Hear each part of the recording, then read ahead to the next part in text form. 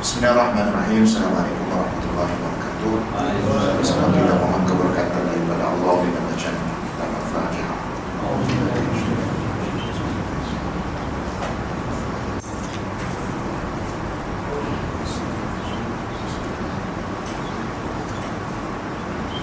Alhamdulillahirabbil alamin wassalatu wassalamu ala sayyidil anbiya'i wal mursalin wa ala alihi washabbihi ajma'in wa mujahidin Qur'anil karim wa radi'ahum min al-rusulina wa ahsanina warahmana bil Qur'an waj'alna lana imama wa nuran wa rahmatan wa dzikran bil Qur'an wa nusina wa ajrina wa rizqna tilawatahu ana alayhi wa atawafana ala wajhi yudika ala waj'alna lana mujahidin rabbil alamin sallallahu alaihi Muhammad wa ala alihi wa sahbihi Bismillahirrahmanirrahim. Alhamdulillahirabbil alamin wa bihi nasta'in ala umuri wa din salatu wassalam ala rasulina wa ala alihi washabbihi ajma'in. Subhanaka la ilma lana illa ma 'allamtana innaka antal alimul hakim. Allahumma rabbi shrah li sadri wa yassir li amri wahlul 'uqdatam min lisani yafqahu qawli wa la hawla illa billah. Yang saya muliakan Tuan Pengerusi Barisan Tuan Imam, Tuan Bilal, Jawatan Kuasa Pegawai Masjid, Datuk Muslimin, Muslimat, hadirin dan hadirat yang dirahmati oleh Allah Subhanahu wa taala. Alhamdulillah, sama-sama kita merafa'kan setinggi-tinggi tahmid, syukuran, puji kebesaran Allah Subhanahu wa taala atas segala limpah kurnianya, nikmat kesihatan yang baik, nikmat umur, nikmat iman, nikmat Islam.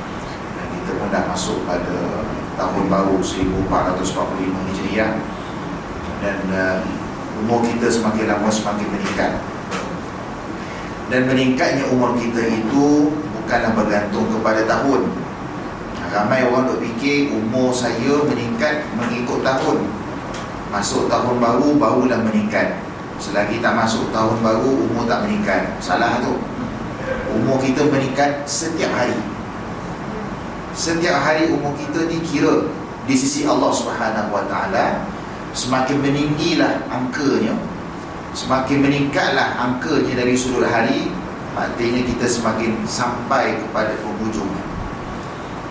Dan semalam kita dikhabarkan pemergian Menteri Pertanian Datuk Seri Salahuddin Ayub kan, meninggal pun dalam keadaan mengejutlah.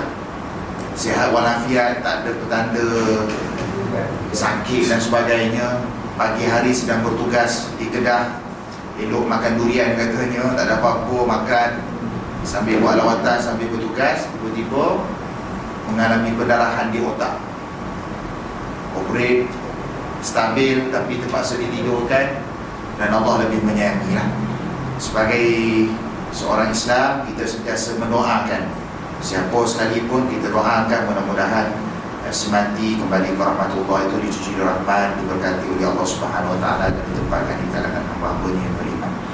Dan begitulah putaran hidup kita. Masing-masing daripada kita sedang menunggu episod penghujung dalam kehidupan kita. Ada yang dijemput lebih awal, ada yang Allah panjangkan usianya, ada di kalangan mereka yang dah dapat petanda awal.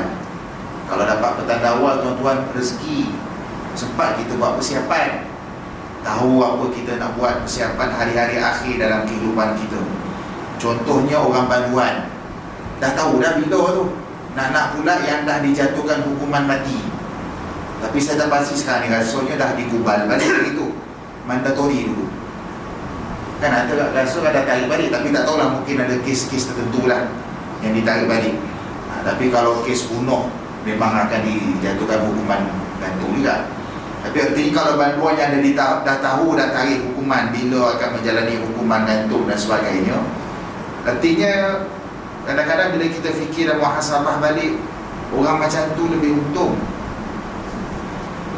Sebab dia dah tahu bila saat ajal dia akan datang, akan tiba. Dan dia boleh buat persiapan lebih awal. Tuan-tuan cuba bayangkan kalau kita dah tahu dah minggu depan kita akan mati. Agak-agak seminggu ni apa kita nak buat? Nak pergi melancong kau? Nak berjalan-jalan kau? Nak berfoya-foya pergi konsert kau? Tak ada masa.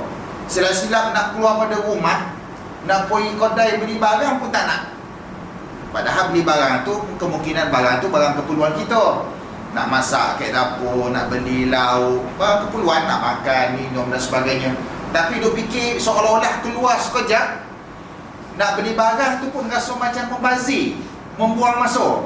Sebab kita duk fikir dah, tak lama dah, aku ada masa 7 hari je lagi. Apa kita akan buat? Kita akan penuhikan masa kita dengan ibadah, zikir, solat, taubat, baca Quran. Kalau boleh seminggu tu nak sempat khatam lah, 30 juzuk seminggu tu nak pulun juga, tiap-tiap hari baca nak khatam. Baik saya, baik kita semua ni, kalau kita tahu, rasanya kita akan manfaatkan masa kita itu dengan ibadah. Tapi kita tak tahu. Saya tak tahu, tuan-tuan dan puan-puan semua tak tahu. Bila kita muhasabah balik, kadang-kadang kita rasa orang dalam penjara ni, banduan ni, sila-sila taubat mereka Allah terima.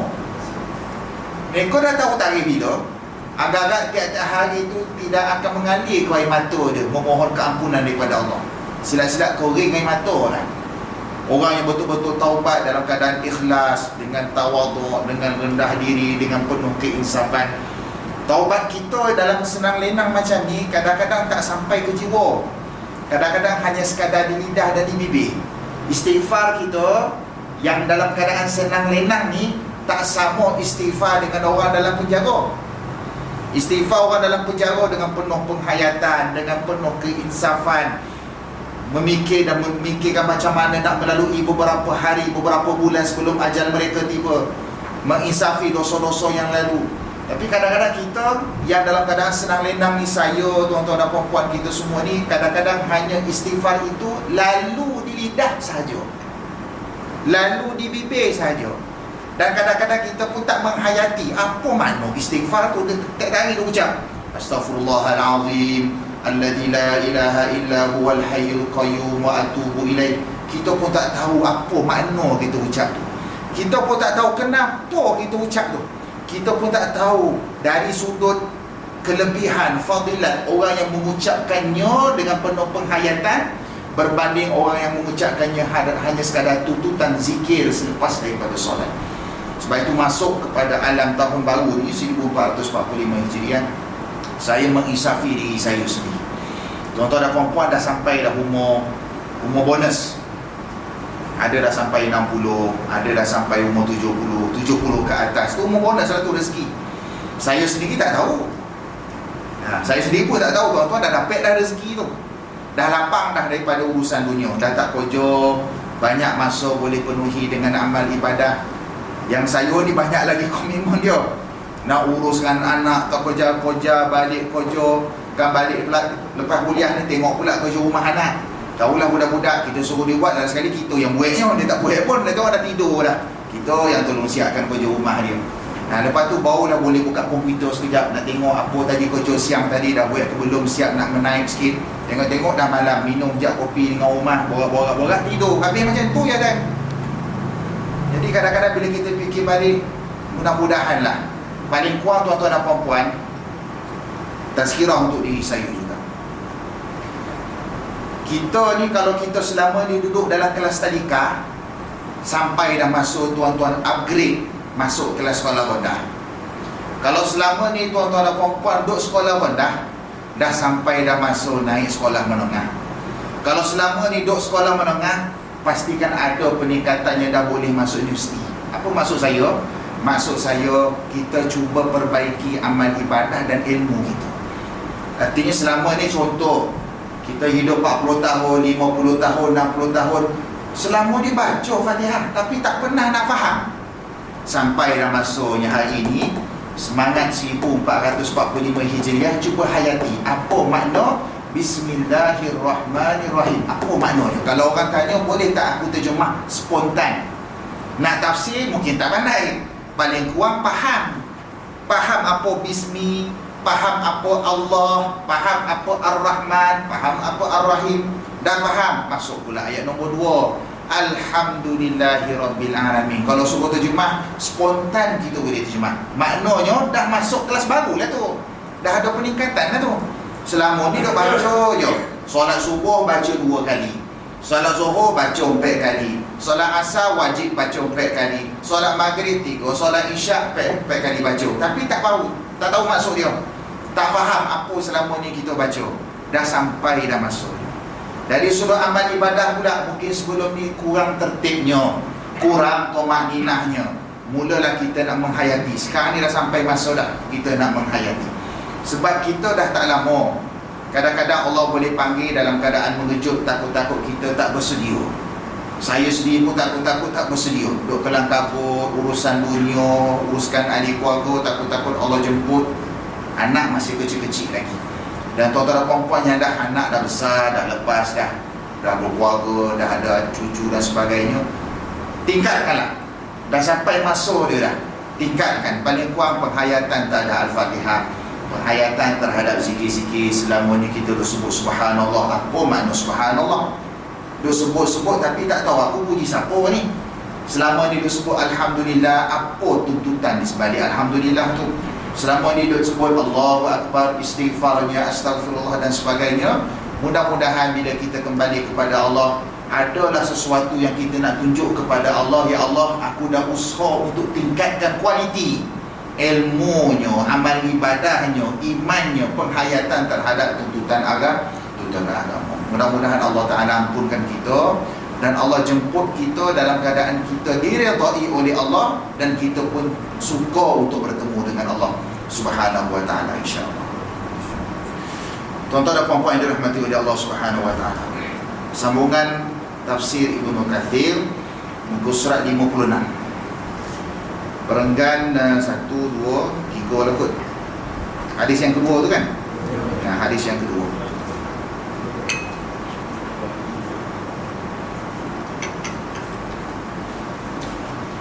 Bismillahirrahmanirrahim. Qala musannif rahimahullah wa nafa'ana bi'ulumi fid dharain. Dan dalam Sahih Muslim diriwayatkan sebuah hadis yang juga dari Abu Dzar radhiyallahu taala anhu, ia berkata, Rasulullah sallallahu alaihi wasallam bersabda, yaqta'us salata al-mar'atu wal himaru wal kalbul aswad. Qultu ya Rasulullah, ma balul kalbil aswad minal ahmari minal asfar? Faqala al-kalbul aswadu syaitan, atau kama. Maksudnya, sesuatu yang dapat membatalkan solat adalah wanita, keldai dan anjing hitam. Kita dah bincang sebelum ni tentang pandangan daripada Imam Ibnu Katsir, syaitan itu terdiri daripada 3. Dalam Al-Quran disebut 2. Dalam ayat yang masyhur, firman Allah, alladzi yuwaswisu fi sudurin nas minal jinnati wan nas, yang membisik-bisikkan bisikan jahat dalam dada-dada manusia, terdiri daripada 2, yang mengajak kita melakukan maksiat, yang mengajak kita melakukan mungkar dan perkara yang dimurkai oleh Allah, terdiri daripada 2 makhluk. Al-Quran sebut minal jinnati, iaitu syaitan terdiri daripada golongan jin yang tak nampak, makhluk yang tak nampak. Yang kedua, wan nas, iaitu syaitan yang terdiri dari kalangan manusia. Artinya rakan-rakan, kawan-kawan, individu yang mengajak kita buat dosa, itu dipanggil sebagai golongan minal jinnati wan nas. Namun begitu, pada hadis yang kita baca tadi pada malam ini, ada satu lagi tambahan.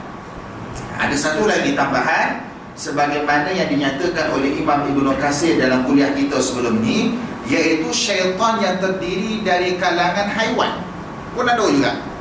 Syaitan jin, sebagaimana kita sedia maklum, anak cucu kepada iblis. Syaitan di kalangan manusia yang kita nampak, yang mengajak kita, orang-orang yang mengajak kita ke arah perkara mungkar. Yang ketiga, syaitan yang terdiri di kalangan haiwan, binatang. Mana dalilnya? Ini dalilnya. Hadis Nabi SAW, kata Nabi, sesuatu yang dapat membatalkan solat ada 3 perkara. Apa maksud membatalkan solat? Membatalkan solat ini membawa erti dia boleh membawa kepada kurangnya khusyuk dan fadilat, yang pertama. Yang kedua, boleh membatalkan rukun solat itu sendiri. Bila ada 3 ni, dia boleh mengganggu khusyuk kita, boleh mengganggu tamakninah kita, boleh merosakkan dari sudut rukun solat itu sendiri. Itu maksud Nabi. Nanti kita bincangkan. Kata Nabi, yang pertama wanita. Yang pertama boleh merosakkan solat kita, perempuan. Sudah apa pula kena mengenal orang perempuan di sebalik tirai tu. Apa salah mereka? Mereka datang sini datang masjid nak belajar, nak solat. Apa salah orang perempuan? Nak kena faham nas hadis ni. Jangan baca literal, baca umum macam tu ya. Kalau baca secara umum, takut nanti salah faham kepada maksud hadis. Yang dimaksudkan dengan wanita boleh membatalkan solat orang lelaki ialah apabila si suami solat di hadapan wanita, terutamanya isterinya, yang mana ketika dia solat itu boleh mendatangkan syahwat. Dia tengah solat, rumah duduk depan atas katil. Rumah pula pakai seluar pendek. Dia tengah solat tahajud ni. Malam tengah malam bangun pukul 4 nak solat tahajud. Jadi kebetulan katil tu sudut dia tepi tu memang tu lah tempat nak solat dia. Elok ambil solat, angkat takbir, rumah pun pakai mula-mula pakai apa selimut. Dah elok angkat takbir, rumah berkalih ke tepi, dah terselak selimut tu.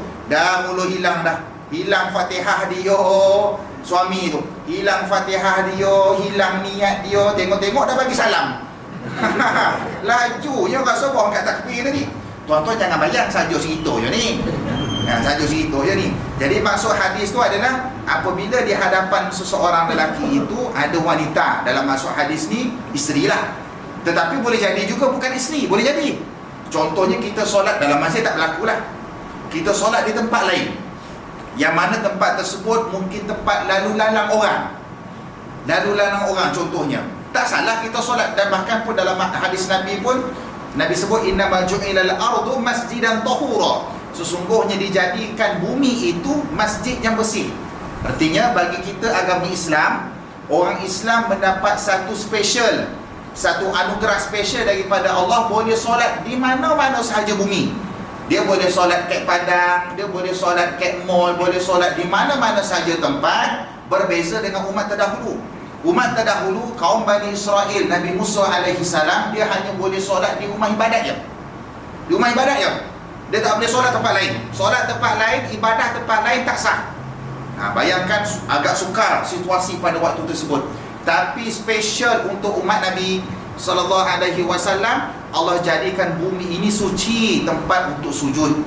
Mana saja kita pergi, kalau dah sampai masa, sampai waktunya masuk waktu solat, dan kita pun tak jumpa tempat yang sesuai, tak ada surau, tak ada kemudahan, tetapi waktu tu dah menunjukkan masuknya waktu solat, ataupun waktu solat tu mungkin dah nak luput, kita boleh cari tempat yang kita yakin tak ada najis, kita boleh solat di situ dengan syarat kita tahu mana arah kiblat, ada tempat wudu dan sebagainya.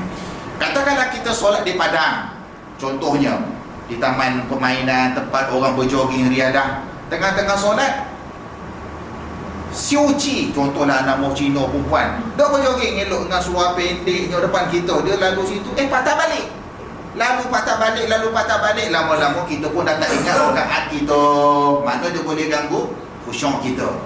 Dia boleh ganggu fokus ibadah kita. Silap-silap tumakninah kita pun dah hilang.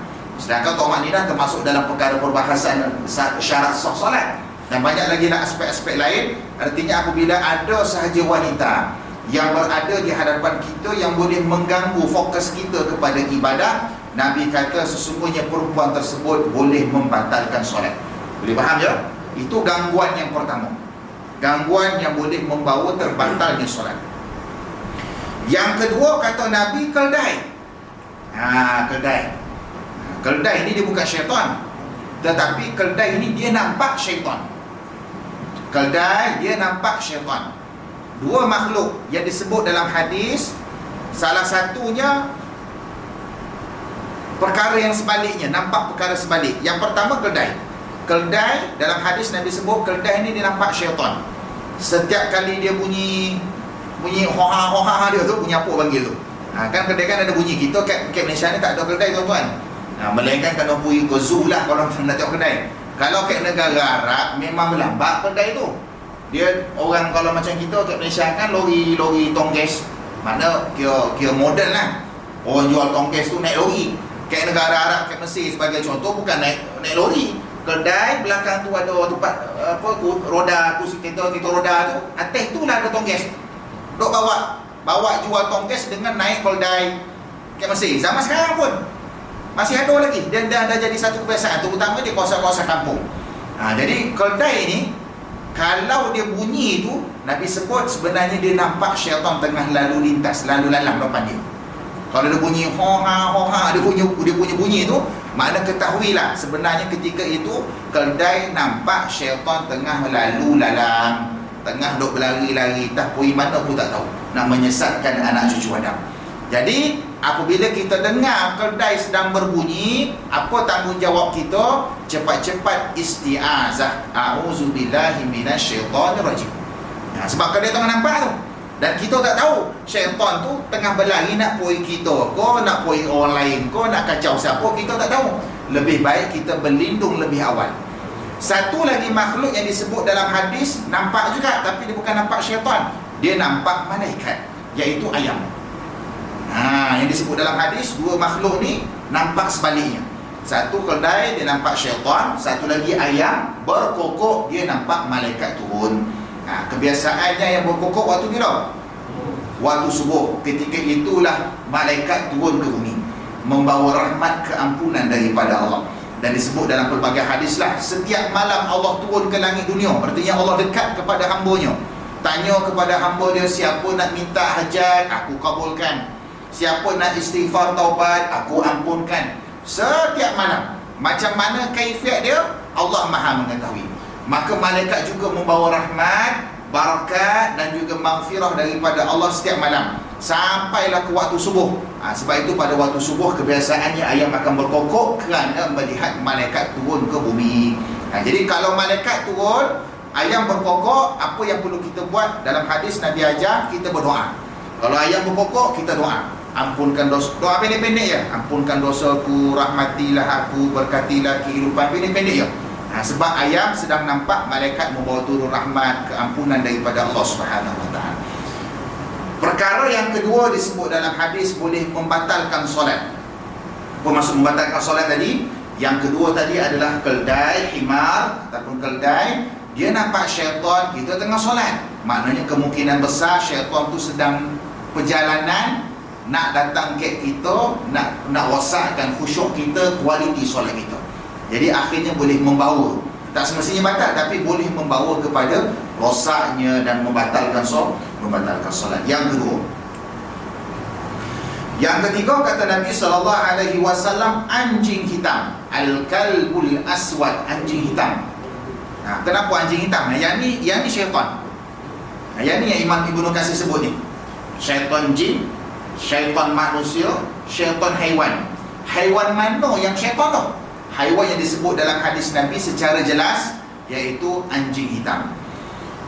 Kemudian aku bertanya, kata Abu Zar, hadis daripada Abu Zar tanya kepada Nabi SAW, wahai Rasulullah, mengapa anjing hitam dan bukannya anjing merah atau kuning? Kenapa anjing hitam? Kenapa tak anjing warna lain, color lain? Kenapa Nabi kata anjing hitam, khusus kepada anjing hitam? Beliau menjawab, anjing hitam itu adalah syaitan. Artinya syaitan terdiri di kalangan haiwan ini, dia suka menyamar berbentuk anjing yang berwarna hitam. Bukan kesemua anjing hitam itu syaitan. Nak kena faham dulu. Syaitan dia tak akan menyamar anjing warna lain dalam hadis ni. Tetapi ketahuilah, syaitan suka menyamar anjing warna hitam. Meskipun bukan semua anjing hitam itu syaitan. Dia faham ya? Bukan nampak anjing hitamnya tuan-tuan tembak. Nampak yang anjing hitamnya baling batu, jangan. Anjing itu mungkin anjing dia pun tak kacau kita. Kenapa kita nak kacau dia? Bahkan kalau kita kacau dia, artinya kita telah menyeksa makhluk. Sedangkan perkara itu dianggap dosa di sisi Allah, dari sudut syarak. Jadi apakah dimasukkan dengan anjing hitam? Ulama bahaskan tentang anjing hitam ini, di mana anjing hitam ni ada tanda kat dahi dia. Anjing hitam yang dimasukkan dalam hadis al-kalbul aswad minasyaitan, iaitu ada tanda di dahi dia. Kemungkinan tanda tersebut berbentuk lekuk berwarna hitam.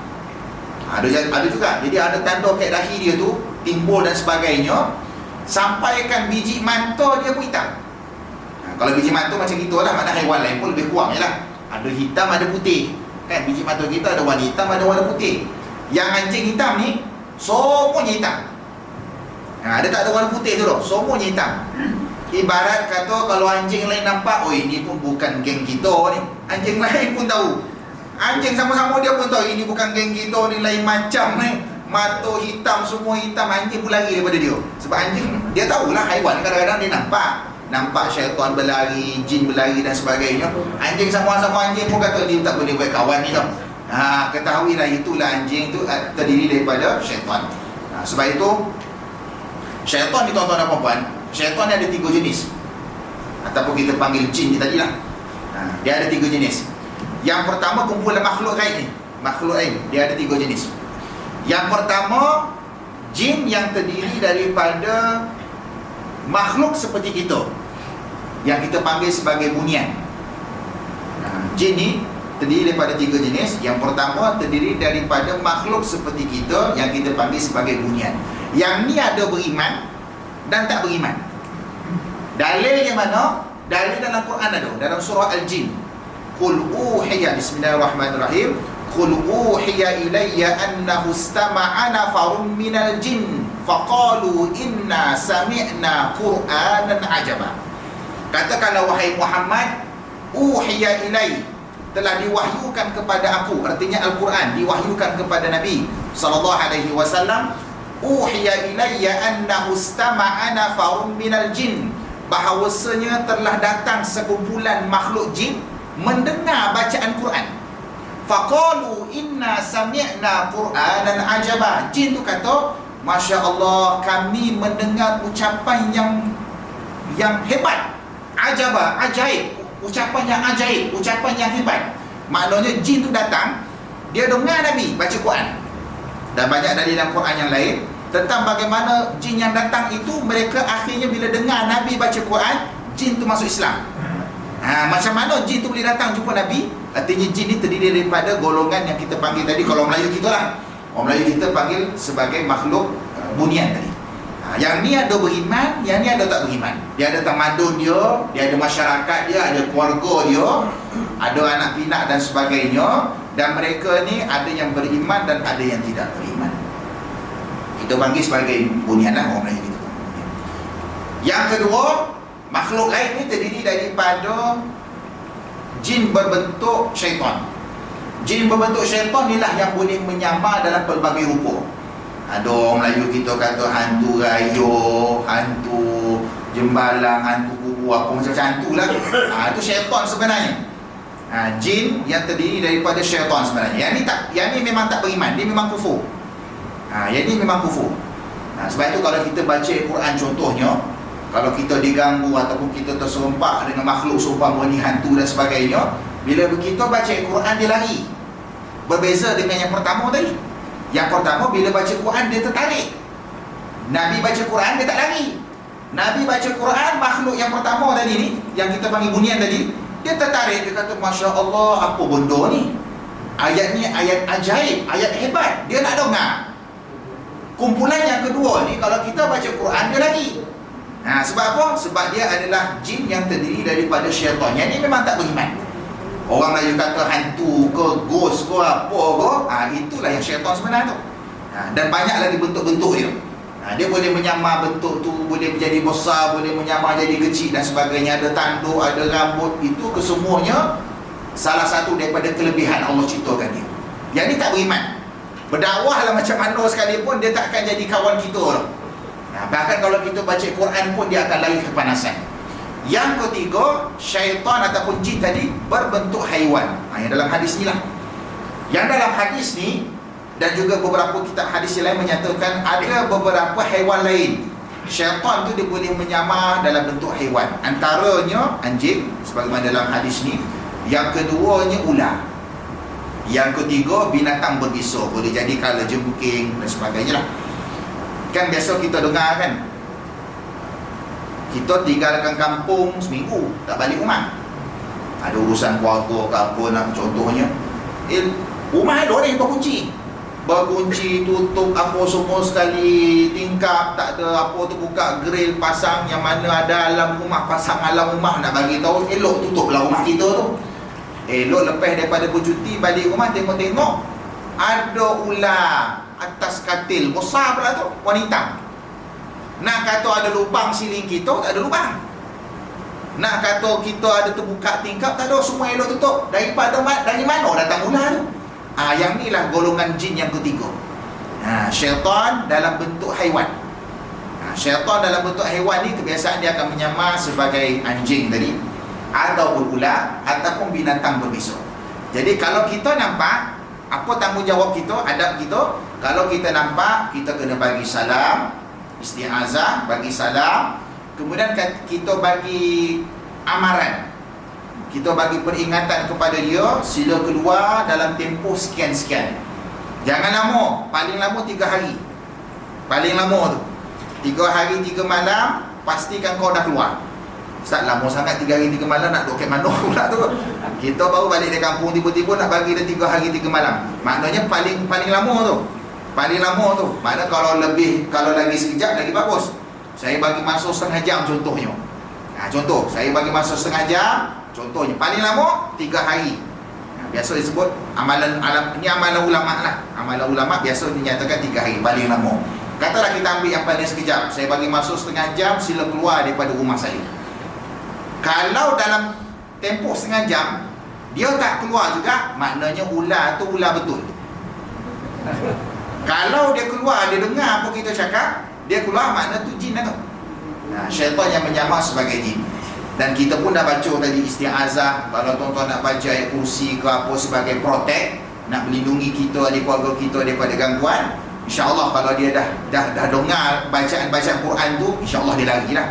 Sebab syaitan dia akan lari apabila kita perdengarkan ayat-ayat Quran. Jadi secara umumnya, golongan kedua dengan tiga ni kufur. Jin yang kedua, jin yang ketiga ni, sama ada bentuk haiwan ke, ataupun bentuk hantu raya ke, bentuk apa sekalipun yang dia boleh menyamar, nombor 2 dengan nombor 3 ni automatik dia kufur kepada Allah. Yang pertama ni, yang ni dia seperti manusia. Macam mana bentuk, wallahu alam, tetapi dia ada tamadun keluarga dia sendiri. Ada yang beriman, ada yang kufur.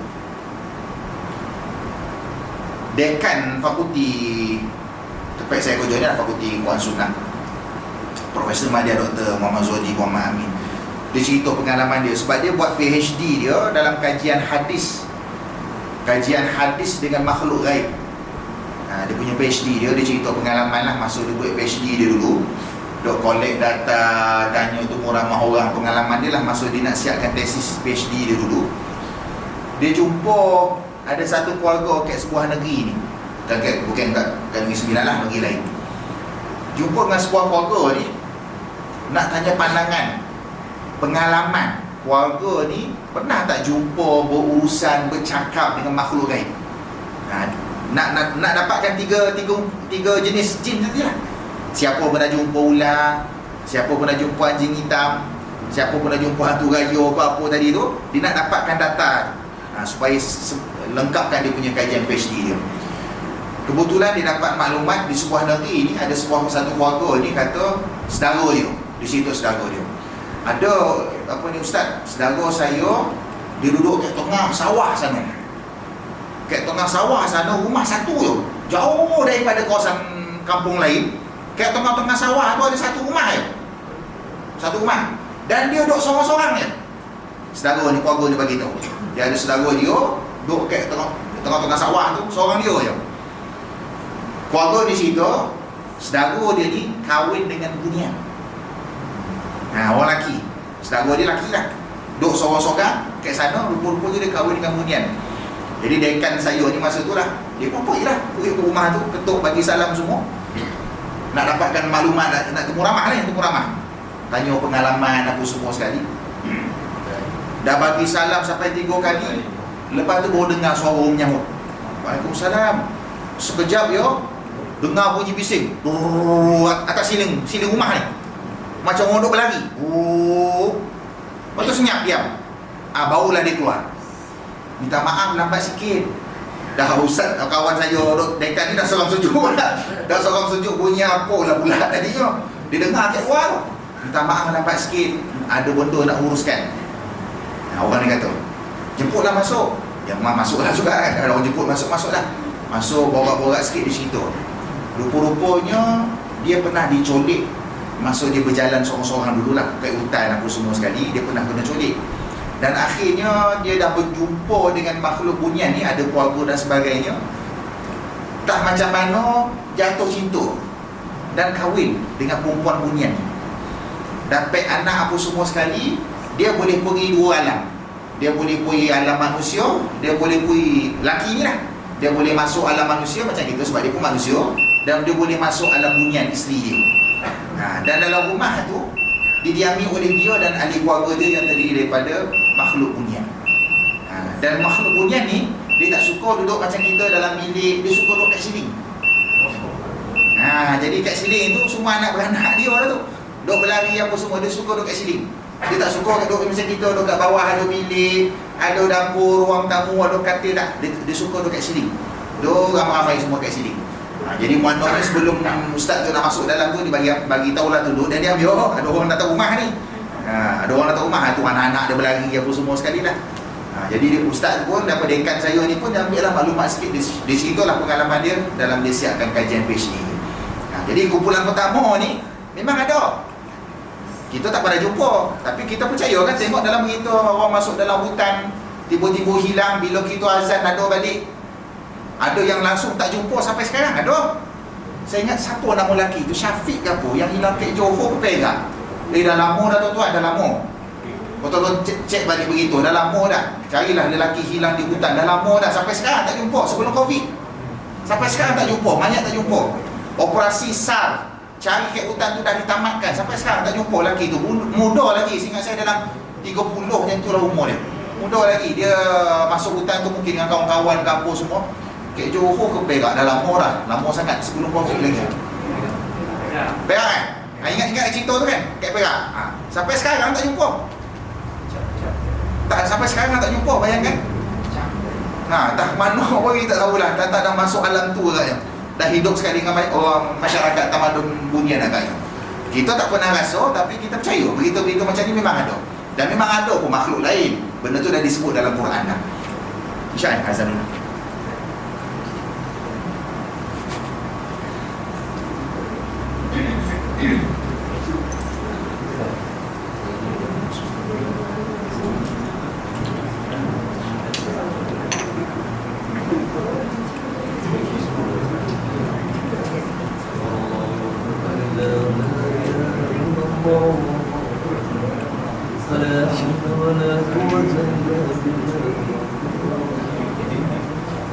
اللهم صل على سيدنا محمد وعلى آله وصحبه وسلم يا كريم.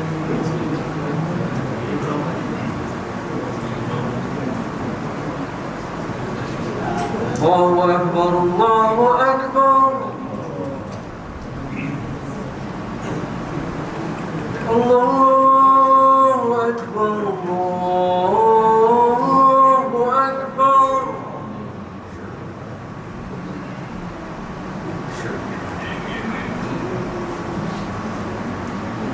أشهد أن لا إله إلا الله.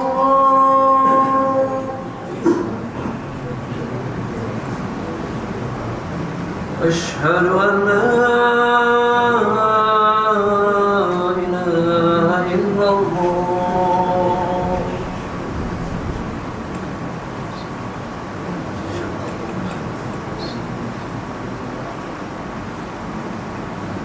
أشهد أن محمدا رسول الله.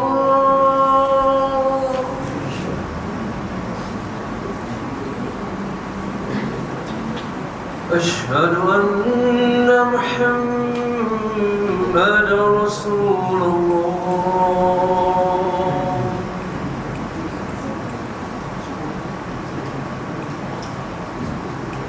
حي على الصلاة.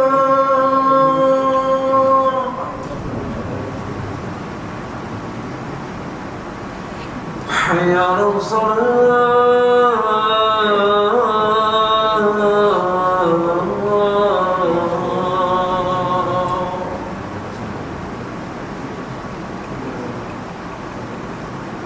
حي على الفلاح.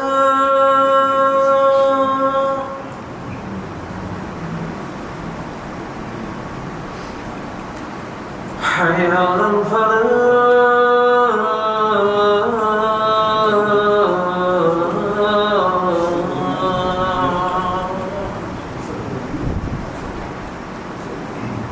الله أكبر الله أكبر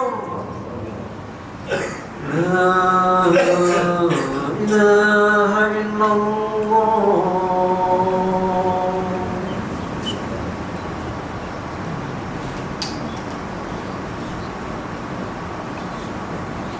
Tuan-tuan dan puan-puan dirahmati oleh Allah Subhanahu wa taala. Ini saja duk cari jumpa tuan, betul. Nama lelaki itu Muhammad Ashraf, yang lebih dikenali sebagai Acap, hilang pada 23 Mac 2019 di Gua Tempurung, Perak. Sampai hari ini dia orang Johor. Ashraf yang berumur 29 tahun, 2019 29. Itu 2023, 4 tahun. Maknanya sekarang ni kalau ada lagi lah 33 umur dia. Berasal dari Muar Johor, mempunyai sebuah keluarga kecil, iaitu seorang isteri dan seorang anak perempuan yang sentiasa menanti kepulangan. Sampai hari ini tuan-tuan, 4 tahun dah tak jumpa. Dia yang juga bekerja semua ni, dia suka kepada aktiviti lasak. Masa tu dia masuk larian tu, lari 25 km, berapa 10 km tu, lalu kat kawasan Gua Tempurung, Perak. Sampai dekat checkpoint nombor 6 hilang. Orang lain semua ada. Dia sampai kat checkpoint nombor 6 hilang. Checkpoint nombor 5 orang kata ada tadi. Masa lalu kat checkpoint nombor 5 tu dia ada. Sampai kat nombor 6 orang lain dah balik, apa semua dah habis, tak ada sampai ke Sudan. Nak kata dia OKU tu bukan OKU, artinya dia sihatlah walafiat, tak ada masalah. Minda, mental semua okey, tak ada masalah. Sampai ke hari ni operasi tu dah tak ada petunjuk. Operasi terpaksa ditamatkan. Mana pun itu. Itu dah kadang-kadang kita perlu berwaspada juga. Kena ada ayat amalan pelindung. Kena ada ayat pelindung. Walaupun kita tak pernah jumpa, tapi kita percaya memang ada makhluk seumpama ni, makhluk alam ghaib ni. Ada, memang ada. Paling-paling pun Nabi dah ajar dah ayat-ayat ruqyah. Yang paling mudah 3 kul. Amalkan 3 kul. Apa lagi ayat mudah? Ayat kursi. Dalam hadis Nabi, ayatan akhirata suratil Baqarah kafatah. Al-Qamakal, lebih kau masuk hadis, Nabi kata 2 ayat terakhir daripada surah Al-Baqarah sudah memadai. Ulama bincang tentang sudah memadai itu, antaranya maksudnya sudah memadai sebagai ayat pelindung. 2 ayat terakhir daripada surah Al-Baqarah, amanar rasul la yukallifullah. Semua hafal kan? Biasa kita baca amanar rasul dengan la yukallifullah sampai anta maulana fansurna alal qaumil kafirin. Malam-malam nak kunci pagar tu, anak-anak semua dah masuk rumah, isteri semua dah masuk rumah, nak kunci pagar, kunci pintu tu, baca amanar rasul sampailah anta maulana fansurna alal qaumil kafirin. Masuk rumah tidur. Anak-anak pula waktu maghrib. Memang sebut dalam hadis waktu maghrib ni syaitan suka berlalu dalam. Dia keluar, dia cari mana-mana budak-budak kecil, dia keluar, dia cari mana-mana orang yang iman dia tipis, iman dia mudah diganggu gugat, budak-budak yang orang kata tak kenal solat, tak kenal masjid, dia suka kacau dia tu. Dia kacau anak-anak muda dan sebagainya, terutama budak-budak kecil, janganlah bawa keluar. Memang mengigau malam ni. Jadi waktu tu maghrib tu pastikan adik keluarga kita dah ada kat rumah. Kecuali kata Nabi selepas sedikit waktu daripada azan maghrib. Maksudnya lebih kurang orang dah selesai solat maghrib lah. Makna katalah maghrib dalam 7.30, pukul 8 tu sesuai lah kalau nak keluar. Ada keperluan, nak pergi makan, nak pergi kedai, anggaran setengah jam lebih kurang. Orang dah selesai solat maghrib, barulah boleh kita bawa keluar anak kita, keluar daripada rumah. Ada urusan keluarga apa dan sebagainya lah. Tapi jangan betul-betul antara waktu maghrib, orang tengah azan, sampailah sehingga orang selesai solat maghrib. Dalam waktu tersebut tu, waktu syaitan suka lalu lalang, cari anak-anak, cari budak-budak kecil, cari orang iman dia tak kuat, suka rasuk, suka kacau dan sebagainya. Jadi amalkanlah ayat pelindung ni, yang mudah-mudah je yang disebut dalam hadis. Mudah-mudahan kita, ahli keluarga kita terlindung daripada gangguan-gangguan makhluk halus, insya-Allah.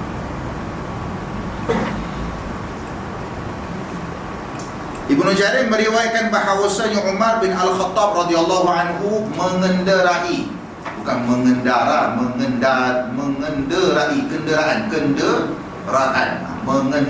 mengendarai. Maksudnya Sayyidina Umar bin Al-Khattab naik kuda, mengendarai kuda tarik, namun kuda itu berjalan perlahan. Sayyidina Umar ni dia nak copet dia, banyak urusan, dia pula khalifah, dia pula Amirul Mukminin. Amirul Mukminin bukan Perdana Menteri tuan-tuan. Perdana Menteri kocik dia nak jaga. Amirul Mukminin 1/3 dunia bawah telunjuk dia, 1/3 dunia bawah kaki dia. Dia merintah 1/3 dunia. Selain daripada negara umat Islam dan juga beberapa jajahan wilayah yang lain yang sanggup untuk bernaung di bawah pemerintahan Islam, banyak. Sayyidina Umar zaman dia lah yang dibebaskan Palestin pada waktu tersebut. Banyaklah peristiwa peperangan yang Sayyidina Umar sertai, dan banyak wilayah yang sanggup bernaung di bawah keadilan pemerintahan Sayyidina Umar bin Al-Khattab radhiyallahu anhu selama tempoh 10 tahun. Umar memerintah 10 tahun. Pemerintahan yang cemerlang, yang terbaik. Macam-macam revolusi yang dibuat pada waktu tersebut. Antaranya kalender kita tu lah, 1445 Hijrah tu diasaskan pada zaman Sayyidina Umar. Zaman Abu Bakar tak sampai, sebab Abu Bakar dia banyak terlibat dengan peperangan. Sebab bila Nabi wafat, ramai yang murtad. Bila ramai murtad, jadi sama Sayyidina Abu Bakar ni terpaksa perang. Dia tak terlibat sangat dengan pengurusan administration, pentadbiran, hal urusan orang Islam, tak sampai sangat nak fikir. Banyak terlibat dalam peperangan. Tapi zaman Sayyidina Umar lah yang lebih sistematik. Polis ditubuhkan pada zaman Sayyidina Umar. Ada. Sayyidina Umar lantik orang yang jaga keselamatan. Tak adalah nama dia polis waktu tu. Seingat saya nama dia Hisbah rasanya. Dalam kitab sirah lah. Dia akan pantau tengok siapa yang ucap kacau orang apa, jaga keselamatan lah. Bila zaman Sayyidina Umar lah. Banyak yang Sayyidina Umar bawa perubahan dalam pemerintahan Islam dalam tempoh pemerintahan yang cemerlang selama 10 tahun. Jadi Sayyidina Umar ni pula terkenal dengan orang yang banyak urusan, banyak benda nak kena fikir, jaga kemaslahatan umat. Sayyidina Umar naik kuda. Bila sebut kuda tarik, maksudnya ada kenderaan lah, ada tempat duduk, kuda tu tarik. Jadi kuda ni pula perlahan, orang nak cepet, ada urusan negara dan sebagainya, maka Umar pun memukulnya supaya jalan cepat. Sayyidina Umar nak cepat, banyak urusan nak diuruskan, dia pun pukul lah kuda tu supaya cepat sikit. Namun kuda itu justru berjalan semakin perlahan. Lagi orang pukul, lagi perlahan. Ini dah macam menganjing aku ni. Orang suruh copet, lagi perlahan pula. Lagi dipukul, lagi lambat. Umar pun turun dan berkata, turun Sayyidina Umar berkata, tidaklah kalian membawakan kepadaku kecuali syaitan. Ni syaitan ni tak ada binatang lain dah ni. Artinya syaitan tu menyamar sebagai kuda. Sebab bila dah dipukul, sepatutnya lagi laju. Bila kita kata haiwan ni dia tak ada akal. Tapi bila dapat orang kata pukulan ke apa, dia faham, oh ni suruh buat kerja laju kan. Lembu ke kuda ke apa sekalipun, kalau kita pukul artinya dia faham itu isyarat Tuhan dia suruh kita rajin buat kerja. Maknanya dia semakin laju lah, semakin laju dia bergerak dan sebagainya. Tapi sekarang ni binatang yang Sayyidina Umar naik ni, kuda ni, lagi pukul lagi perlahan. Umar kata ni bukan kuda dah ni, sepatutnya lagi pukul lagi laju, lagi pukul lagi perlahan, melainkan ini adalah syaitan. Aku turun darinya kerana perasaanku merasa tak enak, rasa tak sedap. Bukan rasa naik kuda ni, ini memang naik makhluk yang lain. Jadi ini adalah yang kita bincang tadi. Yang jenis yang ketiga, syaitan yang boleh menyamar dalam bentuk haiwan-haiwan yang lain. Kebiasaannya dalam disebut dalam hadis anjing, ular dan juga binatang berbisa. Dalam hadis ni dalam bentuk kuda pun boleh berlaku juga. Sanad-sanadnya sahih, wallahu a'lam. Setakat dulu lah. Malam ni bincang satu hadis je. Kuliah maghrib itu satu muka pun tak sampainya, separuh. Nanti kita akan sambung dengan makna ar-rajim. Apakah yang dimasukkan dengan ar-rajim dalam lafaz isti'azah? A'udzubillahi minasyaitonir rajim. Bismillahirrahmanirrahim. Alhamdulillahirabbil alamin. Wassalatu wassalamu ala sayyidina Muhammadin wa ala alihi wasallam. Qulina wa fil qawli bisabil kiamat syafi'a wa ala siratil mawli jannatu fi qawmin la nasma'u hijaba wa ila al-khairat kulliha dalila wa imama bi fadlika wa judika wa karamika ya arhamar rahimin. Sallallahu alaihi wa sallam. Muhammad. Alhamdulillah.